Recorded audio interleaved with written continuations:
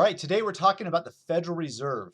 The Federal Reserve is really important because it's really the backbone of the financial system within the United States.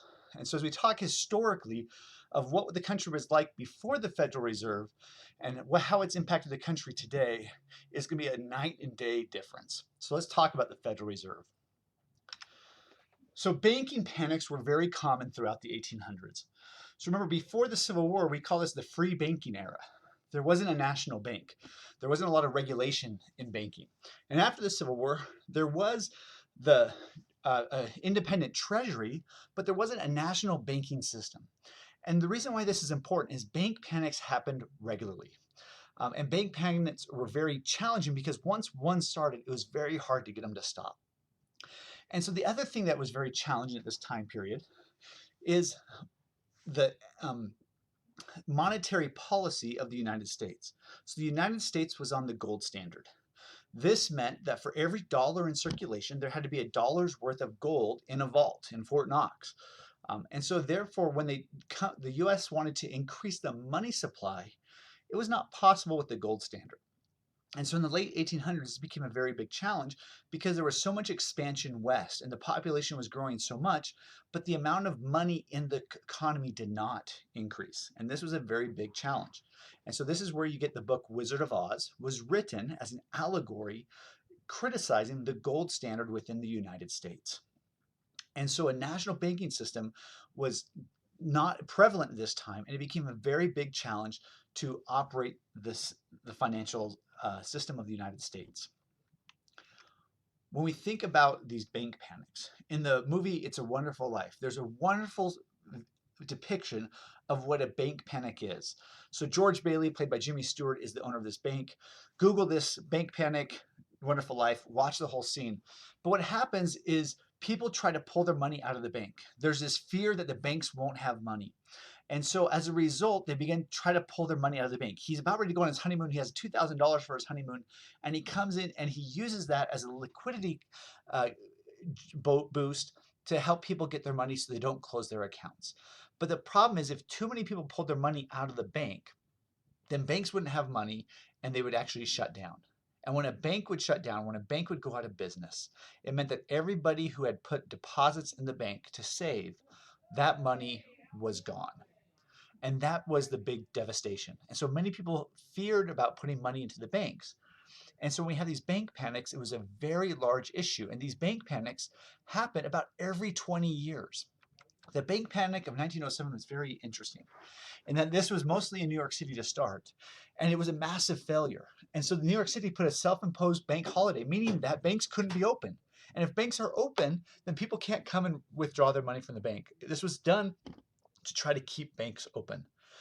Unemployment rate was 20%, so people needed to keep their savings there and wanted to pull it out, and it became a very major issue. So to stop the bank panic, John Pierpont Morgan, or J.P. Morgan, steps in and saves the day. He calls in some of the biggest individuals in the trusts and business owners to come together and to front banks money. So banks have cash on hand to lend these banks money. So when people came to pull their money out of the banks could make those payments. This kept the banks alive. And this point, J.P. Morgan served this role as a central banker, what we call the bank for banks. And so he allowed banks to stay open by providing them access to credit, access to money. And so that was one of these motivating factors to say, why do we leave this to private individuals? Because it may not happen every time there's a bank panic with private individuals. And so that's where they turned to set up the Federal Reserve. The Federal Reserve is a national bank, but it's not a bank like the first national bank or the second national bank in the United States. It's set up to help regulate and design to support the banks within the United States. And so the structure of the Federal Reserve is they report directly to Congress. There's a board of governors. There's Federal Reserve banks throughout the country, and they do Federal Open Market Committee, and we'll talk about that in just a little bit. But here's how it's divided. Utah is part of the San Francisco Federal Reserve District. Each of these districts has offices and with different initiatives and things to focus on. So St. Louis Fed, for example, they're the ones that run FRED, the Federal Reserve Economic Database, which creates cool graphics that sometimes you've seen throughout this class. The duties of the Federal Reserve are three. First, obtain maximum sustainable employment. They are going to operate policies that try to drive people into employment. The reason why that's so important is going back to the measures of GDP. Our gross domestic product is consumption, investment, government spending, and net exports. But that consumption is the biggest component of GDP. And so by focusing on maximal sustainable employment, it's in focusing on giving individuals money that they can use to make purchases. The second directive is to stabilize prices, to not have too much inflation, not have too much deflation, but to keep prices stable so that individuals can plan consumption accordingly. The third is to maintain a moderate long-term interest rate. They don't want too high interest rates or too low. They want to maintain this moderate long-term interest rates. So how do they do their duties? Well, there's really two things they can do to achieve these three outcomes. The first is establish reserve requirements for banks, and the second is to conduct open market operations. So any bank that is FDIC insured is regulated by the Federal Reserve, and they have to abide by these rules of the Federal Reserve. And so how do they do reserve requirements? Well, reserve requirements are the amount of funds that a depository institution, a bank, must hold in reserve against specific deposit liabilities. So that's the official words, but what this means is that for banks that have so much money given to them from people who set up checking accounts, savings accounts, they have to keep a certain percentage of all of those liabilities in a vault every night. They have to have that cash on hand. So if the reserve requirement is 10% and a company were to and they were to have $100 million of assets, meaning people have given $100 million to save, they would have to keep $10 million every night in the bank. They can lend out the other $90 million. But what happens if a bank doesn't meet these reserves? Well, then banks can borrow from other banks at an interest rate called the federal funds rate.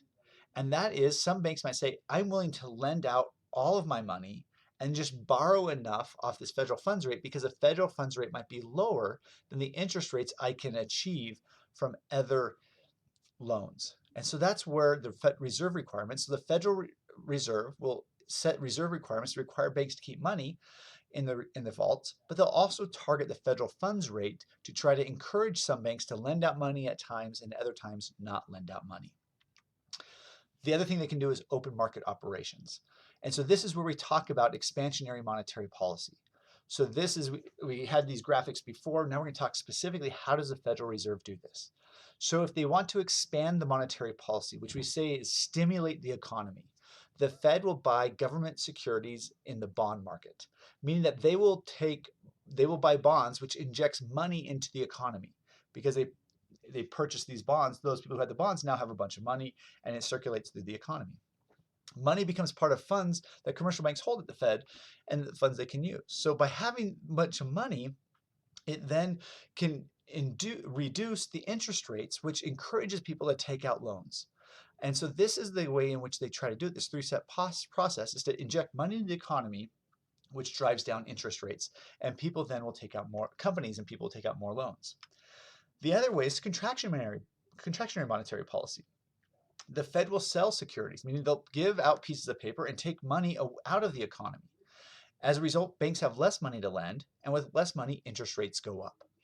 And so this is the graphic that we show of expansionary monetary policy. That three-step process shows this exact thing. The goal for expansionary policy is to increase the GDP. The goal of contractionary monetary policy is to decrease GDP, which might sound counterintuitive, but there are some cases in which they might want to take those actions.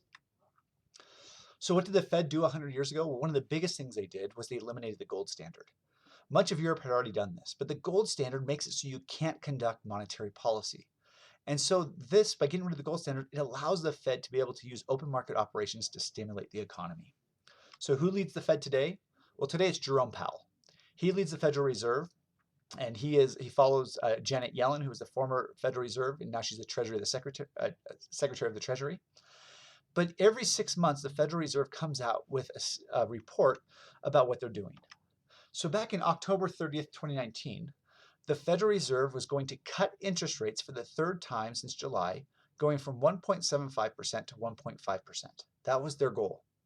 So when you try to cut interest rates, are they trying to A, expand the economy, or B, contract the economy? Well, by reducing the interest rates, you're trying to increase investments, which will lead to increases in GDP. So in this case, A is the best answer. They're trying to expand the economy. So what is the Federal Reserve doing today? Well, it turns out in February 2021, they came out with a report. The report has 3 sections. The first section talks about economic financial developments, monetary policy, special topics. I want to encourage each of you, and in fact, mandate each of you, to read this report. And there'll be questions based on that for you to answer. But this is really important, this report, because it talks about what's happening in the economy. This first step talks about what are the key indicators of the economy to help us understand the state of the economy. And this monetary policy says, what are we going to do as a result to focus and achieve our 3 objectives? And there's these special topics about that they wanted to address. And so I really encourage you to read that Federal Reserve policy report to understand specifically what the Federal Reserve is doing today.